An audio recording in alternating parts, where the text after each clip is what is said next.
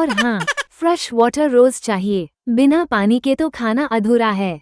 वैसे भी पानी से मेरी एनर्जी बनी रहती है। लेकिन सच कहूँ, मेरी असली क्रश है कैरेट।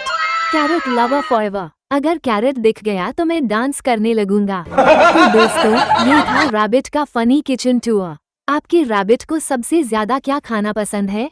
कमेंट में जरूर बताइए। लाइक, शेयर और हाँ, राधा कृष्णा पेट्स चैनल को सब्सक्राइब करना मत भूलना।